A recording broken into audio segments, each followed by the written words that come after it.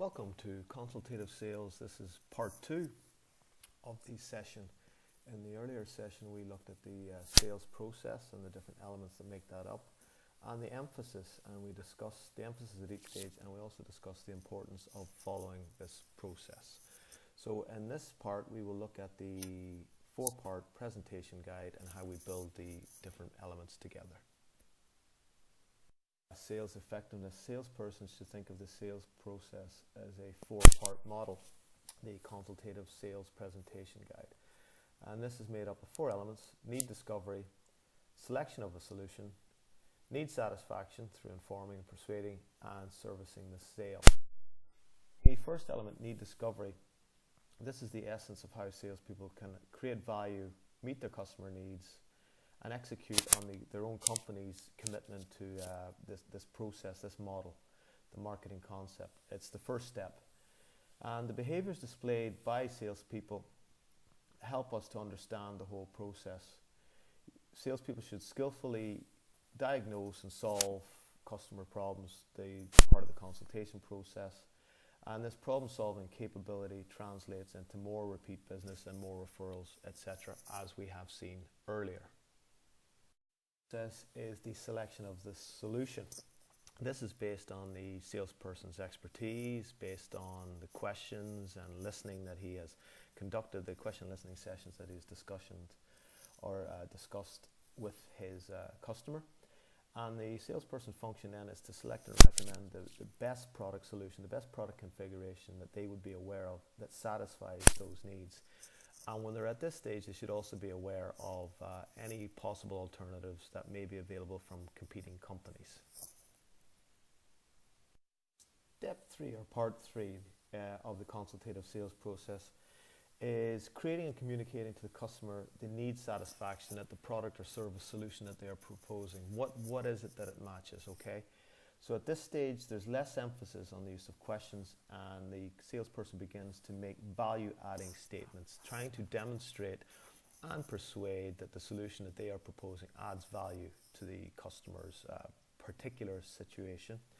And these statements are organized into a presentation that would inform, persuade, or remind the customer of the most suitable product or service for them. Of the four-part model is servicing the sale. And this element, or this part, the activities would include expansion selling, making credit arrangements, following through on assurances and promises, sorting out problems, adding value wherever the business needs it. And from earlier models, it includes relating, still some elements of discovering, advocating. You're really working to build a relationship in the hope of future sales. But again, those are sales that satisfy needs that the customer may have. The first stage, need discovery, may also be called needs analysis or needs assessment, begins with the salesperson's pre-call preparation when they're beginning to acquire background information, background intelligence, if you like, business intelligence on the prospect, the customer they are hoping to deal with.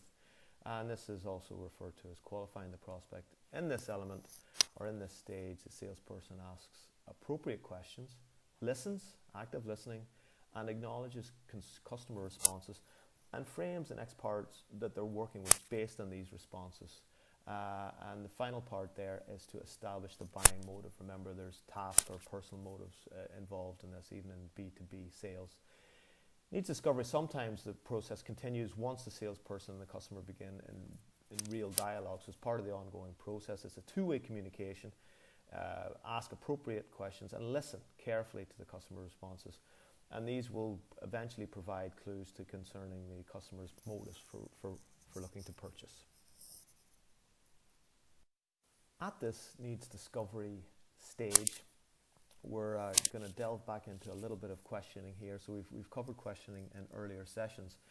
And at this stage, the questions can be grouped under four, as you can see from the slide, from four headings: survey, probing, confirmation, and needed satisfaction. So the survey questions would reveal the customer's problems. The two types of survey questions are classified as general and specific. So we're looking to reveal the problems. Probing questions uncover and clarify the dissatisfaction or the implications or the circumstances surrounding the the customer's buying problem. Just a little bit more detail. You've listened, you've formed your next set of questions based on your initial survey questions. Confirmation questions reveal mutual understanding. So you see the salesperson saying back, am I correct? Am I correct in thinking that you have said X? So from what you've told me, I believe that your problem is this, or things like that. You're just getting to that mutual understanding, always giving the person the chance to say, no, that's not what I've said. And more questions then can be based on that. And the final part there is the need satisfaction questions reveal pleasure. What is it that they're hoping to achieve from all of this? Okay, so wouldn't it be great if we were able to do this for you? Stage 2 of the process, selection of the solution. If we'd like to think that salespeople no longer sell products, just basic products, what we're really trying to do is offer solutions that satisfy customer needs. And sometimes these solutions are not straightforward, so we offer a portfolio, a range of possible solutions, and we look to propose solutions that we think are suitable. At this stage, we're matching benefits that we offer, that our solutions will offer the customer, with their buying motives. What is their reason for buying? We're configuring the solution. We're offering a specialized, tailored solution for each customer, and we're making the appropriate recommendation. Remembering that salespeople act as product experts and generally provide a customized solution, and we're bringing a variety of products, so we're giving people options. And the challenge is to select the correct solution, but the importance here and the value that it brings is by building this relationship and showing the customer that we have listened to what their requirements are, and we're making appropriate recommendations, that it adds tremendous value to the customer's business.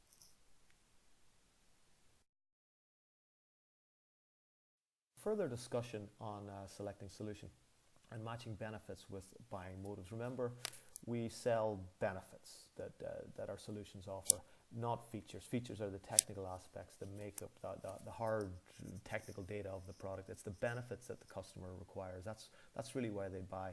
And remember, at this stage, just because a product offers a benefit, what we're trying to do is we're trying to match those benefits to the needs of the customer, and that's where the value comes in. So a specific benefit statement on its own is no good. It needs to match, it must match to something, a requirement of the customer. And it's a very simple process. We should focus on benefits related to each dimension of value. It builds on it. There may be many benefits that the customer requires. So it's a matter of really configuring our offering, and this process can take a period of time, and it's all about making appropriate recommendations to the customer. Part 3, or stage 3, the presentation itself. And in this part, we are looking to bring the 3 elements of possibly informing, persuading, and also reminding the customer during the presentation of how our proposed solution, the solution that we are advocating on their behalf, would meet their needs and satisfy their needs. So in this stage, the salesperson takes more of a control, more of the direction. The customer obviously isn't excluded, because there will be feedback at different elements, and it's really the salesperson's skill to manage the time effectively, because time for presentations is limited. Customers do not have all day, and they do not allocate all day for this, because they maybe have many sales people to see.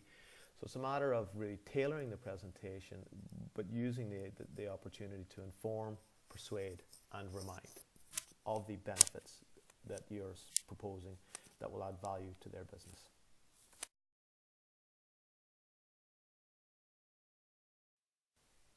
Transitioning to the presentation. This slide further discusses the fluid nature of the relationship, that from discovery to proposing and advocating solutions and presentations. And in some cases, this might be a one-stop shop. You might conclude the business in the one call, or there might be multi-stage calls where you confirm and summarize and build on the information requirements and communicating the value to the customer.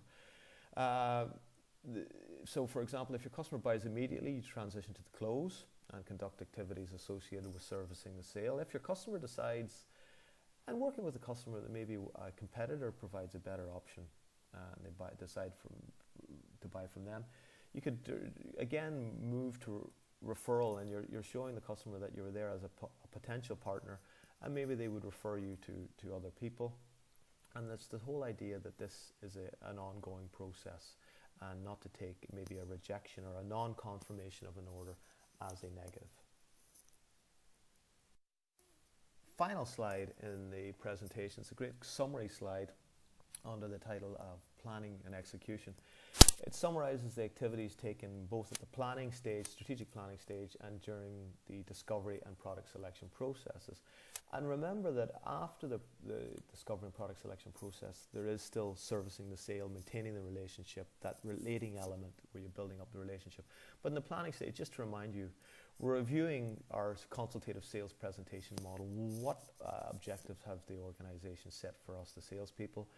Reviewing our prospect information, the business intelligence which we have on prospective customers. We're planning our product options. We're reviewing, so we're not eliminating initially, we're looking, and then we're reviewing, and we're planning to use our time wisely, bearing in mind that customers will not want to see us too often, and especially if we're not prepared, they won't want to see us at all. And then the second element is during the discovery and product selection process.